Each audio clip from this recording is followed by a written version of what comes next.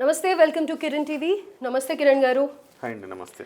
So ఆంధ్రప్రదేశ్లో గ్రామ సభలు నిర్వహిస్తూ ఉన్నారు. సో గత ప్రభుత్వంలో కూడా ఇలాంటివి మనం చూస్తూ వస్తూ ఉన్నాం కొన్నేళ్లుగా కూడా. అయితే ఇప్పుడు పవన్ కళ్యాణ్ గారు నిర్వహించడంతో ఏంటో కొత్తగా హైలైట్ చేస్తూ దీని గురించే ప్రతి ఒక్క చోట డిస్కషన్ జరుగుతూ వస్తుంది. ఎందుకని అంటారు? అంటే వాస్తవానికి ఇది ఒక సంచలనం, ఒక చరిత్రాత్మకం అని చెప్పాలి. మీరు అన్నారు కదా, గత ప్రభుత్వాల్లో కూడా జరిగాయి అని అన్నారు కదా. గత ప్రభుత్వాల్లో కూడా జరగడం అంటే అన్నింటిలో జరగలేదు, అన్నీ ఒకేసారి జరగలేదు, అరకొరగా జరిగాయి. అది కూడా కేవలం ఏదో మొక్కుబడిగా జరిగాయి గ్రామ సభలు. ఇప్పుడు వాస్తవం ఎందుకు ఇంత ఇంపార్టెన్స్ దీనికి అంటే, మీకు దాదాపుగా 5 కోట్ల మంది జనం ఉంటేనండి, పట్టణాల్లో ఒక చిన్న చిన్న పట్టణాలు కూడా తీసుకోండి, రామారామి 2 కోట్లు ఉంటే పల్లెల్లో 3 కోట్ల పైగా జనాభా ఉంటుంది. అంటే ఇది ఎందుకు ఇంత ఇంపార్టెన్స్ అంటే 3 కోట్లకు పైగా జనాభాకు సంబంధించిన అంశం కాబట్టే ఇది అంత ఇంపార్టెన్స్ ఉంది దీనికని చెప్పాలి.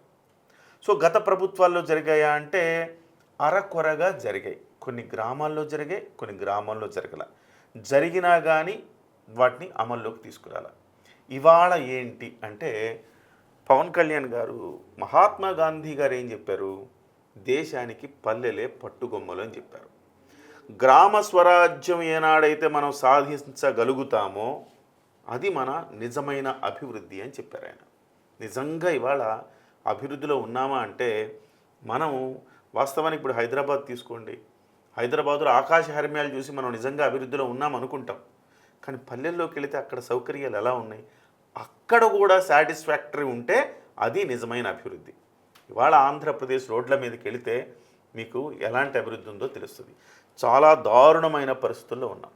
అంత దారుణమైన పరిస్థితుల్లో ఉన్నప్పుడు ఏం చేస్తున్నాయి, గ్రామాల్లో రోడ్లు వేయడానికి కూడా డబ్బులు లేవు. ఇవాళ పవన్ కళ్యాణ్ గారు అధికారంలోకి రాగానే మహాత్మా గాంధీ గారు ఏదైతే సూచన చేశారో దాన్ని అమల్లోకి తీసుకురావాలి, గ్రామ స్వరాజ్యాన్ని స్థాపించాలని నిర్ణయించారు. ఇవాళ 4,500 కోట్ల రూపాయలు కేంద్ర ప్రభుత్వం నుంచి మహాత్మా గాంధీ ఉపాధి హామీ పథకం కింద ఆయన తీసుకురాగలిగారు. ఆ నిధులతోటి 9 కోట్ల పని దినాలు కల్పించబోతున్నారు. అంటే డబ్బులు వచ్చినాయి, 9 కోట్ల పని దినాలు కల్పిస్తున్నారు. 54 లక్షల కుటుంబాలకు ఉపాధి కలుగుతోంది. పల్లెల్లో మనకి ఇక్కడ నిరుద్యోగం ఎట్లానో, పల్లెల్లో కూలి పనులు లేకపోతే వాళ్ళు ఎట్లా తింటారు? వాళ్ళకి మినిమం ఉపాధి కల్పించడం అనేది ఒక ప్రోగ్రాం ఉంది, మహాత్మా గాంధీ ఉపాధి హామీ పథకం. 100 రోజులు ప్రతి మనిషికి సంవత్సరంలో ఒక కూలి ఉపాధి కల్పించాలి గవర్నమెంట్. సో అది మొక్కుబడిగా జరుగుతోంది. ఈసారి పవన్ కళ్యాణ్ గారు దాన్ని చాలా సీరియస్గా తీసుకున్నారు. ఏం పని కల్పిస్తామండి, ఒకళ్ళని తీసుకొచ్చి ఒక పని కల్పిస్తామంటే ఏదో ప్రభుత్వం అభివృద్ధి కార్యక్రమం చేస్తూ ఉంటే చెరువులు తవ్వడము, రోడ్లు వేయడము, కమ్యూనిటీ హాల్స్ నిర్మించడము, లేకపోతే మురుగునీటి కాలువలు నిర్మించడము, అవి చేస్తూ ఉంటే ప్రభుత్వము వాటిల్లో వీళ్ళందరికీ కూడా ఉపాధి కల్పించవచ్చు. రైట్. ఏదో ఊరికే ఇట్లా డబ్బులు ఇచ్చేయడం, పెన్షన్లు పడడం కాకుండా ప్రతి ఒక్కళ్ళకి పని కల్పించాలి. అది మేజర్ ఉద్దేశం. ఇది కేంద్ర ప్రభుత్వ పథకం. ఈ పథకాన్ని గత ప్రభుత్వం 2019 నుంచి 24 వరకు నిర్వీర్యం చేసింది అని చెప్పాలి. డబ్బులు వస్తున్నాయి, వాటిని ఏం చేసింది, ఈ 4,500 కోట్లు వచ్చిందనుకో తీసుకెళ్ళి ఏం చేశారు, పెన్షన్లకనో ఇంకోటనో పడేదేమో గ్రామ పంచాయతీ అకౌంట్లలో పడతాయి, వాటిని తిరిగి తీసుకొని ఈ రకమైన పందారాలకు వాడేశారు. వాడేస్తే ఏం జరిగిందండి, దరిద్రమైన రోడ్లు, తాగునీరు లేవు, సాగునీరు లేవు, రోడ్లు లేవు, మురుగునీటి వ్యవస్థ లేదు, అంత దుర్మార్గంగా తయారైంది. పవన్ కళ్యాణ్ గారు వచ్చిన తర్వాత ఆయన తీసుకున్న మొట్టమొదటి నిర్ణయం, అసలు స్వతంత్ర ఉద్యమం, మీరు నేను చిన్నప్పుడు మనము స్వాతంత్ర దినోత్సవం అంటే స్కూల్కి వెళ్ళేవాళ్ళం, ఆటపాటలు పెట్టేవాళ్ళు, అన్ని రకరకాల పల్లెల్లో పంచాయతీల్లో కూడా ఏం చేసేవారు. సో అందరికీ ఆ గ్రామం 2,000 మంది జనాభా ఉన్నారు, వాళ్ళలో చిన్న చిన్న పోటీలు పెట్టేవాళ్ళు. పోటీలు పెట్టి గెలిచిన వాళ్ళకి ఆ స్వాతంత్ర దినోత్సవం రోజు ఎవరైనా స్వాతంత్ర సమరయోధుని తీసుకొచ్చి కూర్చోబెట్టి జెండా ఎగరేసి అన్ని ప్రైజులు ఇచ్చి చాక్లెట్లు ఇచ్చేవాళ్ళు. ఆ సంస్కృతి పోయింది ఇప్పుడు, చాలా చోట్ల పోయింది. ఎందుకంటే డబ్బులు లేవు. పంచాయతీలు 100 రూపాయలండి ఒక పంచాయతీకి. స్వాతంత్ర దినోత్సవం జరుపుకోవడానికి ఇచ్చే ఫండ్ ఎంత తెలుసు, గవర్నమెంట్ 100 రూపాయలు. పవన్ కళ్యాణ్ గారు వచ్చి దాన్ని 10,000 చేశారు. మేజర్ పంచాయతీలకు 25,000 చేశారు. ఫస్ట్ సంచలనాత్మకమైన నిర్ణయం. రెండో నిర్ణయం ఏంటి, గ్రామాలన్నింటిలో కూడా గ్రామ సభలు ఒకేసారి జరగాలి. 13,326 గ్రామాలు ఆంధ్రప్రదేశ్లో ఉంటే ఒకేసారి గ్రామ సభ నిర్వహించాలి. ఇవాళ ఆగస్టు 23 ఒక చరిత్రాత్మకమైన రోజు. ఈరోజు ఒకే రోజు అన్ని గ్రామాల్లో గ్రామ సభలు నిర్వహిస్తారు. గ్రామ సభలు నిర్వహించి ఏం చేస్తారు? గ్రామ సభలు నిర్వహించి అయ్యా మన గ్రామంలో గ్రామం అంతా పాల్గొనొచ్చు అందులో. సో మన గ్రామంలో ఏమేమి సమస్యలు ఉన్నాయి, ఏది ప్రయారిటీ, ఫస్ట్ రోడ్లు దారుణంగా ఉన్నాయి, ఇది ఫస్ట్ ప్రయారిటీ. అయ్యా మురుగునీళ్ళంతా మా కాలనీ మా ఊర్లోకి వీధుల్లోకి వచ్చేస్తుంది, దానికి కొంచెం కాలువలు కట్టాలి, సెకండ్ ప్రయారిటీ. ఇట్లా ప్రయారిటీలు తీసుకుంటారు.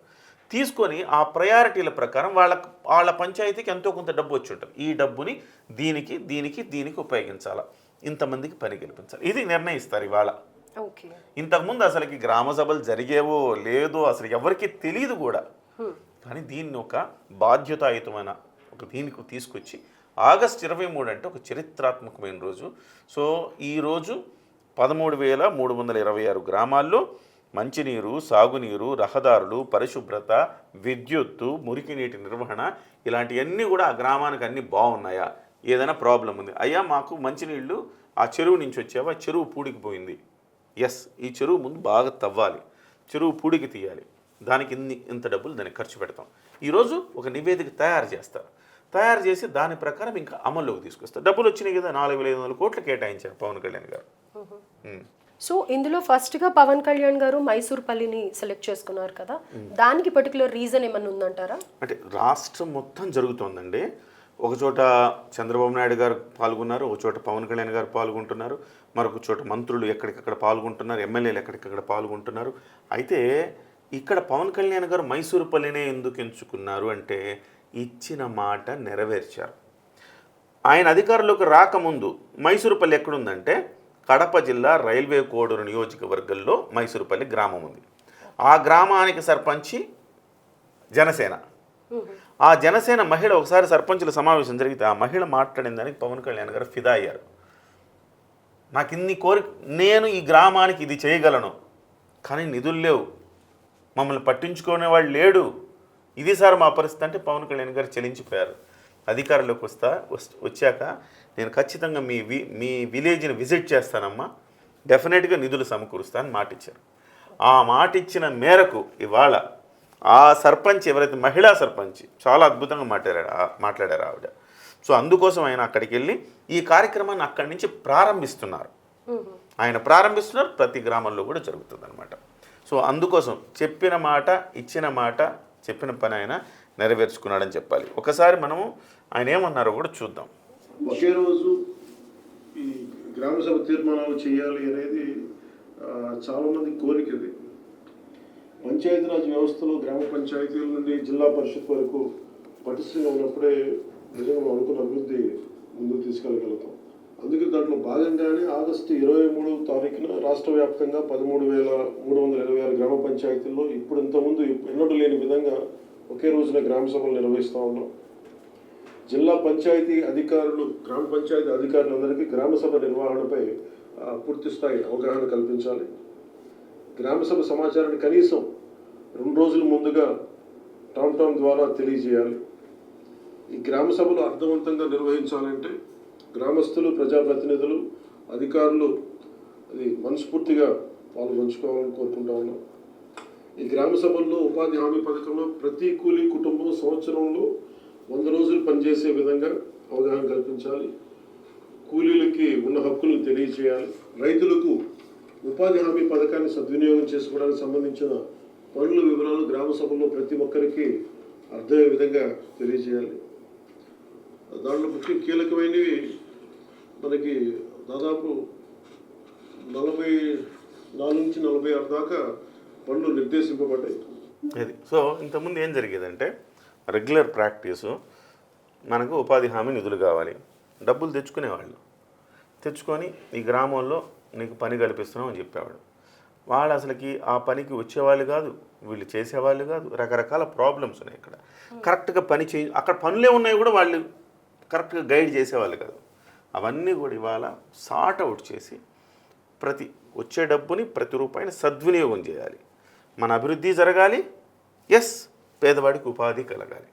ఈ రకమైనది ఒకేసారి చేస్తున్నారు కాబట్టి ఈ సభల్లో నేను చెప్పాను కదండి 13,000 గ్రామాలంటే 13,000 ఇంటూ ఒక 2,000 వేసుకుంటే చూడండి 26 అంటే 2,60,00,000 మంది. అంటే చిన్న చిన్న గ్రామాలు 1000 జనాభా ఉండే దగ్గర నుంచి 5,000 జనాభా పైన ఉండే గ్రామాల వరకు ఉంటాయి.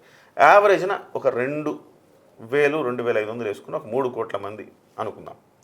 3 కోట్ల మంది అనుకుంటే అందులో కనీసం 1 కోటి మంది అయినా ఇవాళ ఒక చోట కూర్చొని మాట్లాడుకునే ఒక చరిత్రాత్మకమైన సందర్భం. ఇది మరి గొప్పనే కదా. ఎస్, డెఫినెట్గా రైట్. సో అందరికీ ఉండే డౌట్స్ అండ్ ఎస్పెషల్లీ నాకు కూడా ఇది ఇప్పుడు ఎందుకు ఇది ట్రెండ్ అవుతుంది అనే డౌట్ కూడా క్లియర్ చేశారు. Thank you so much. Thank you.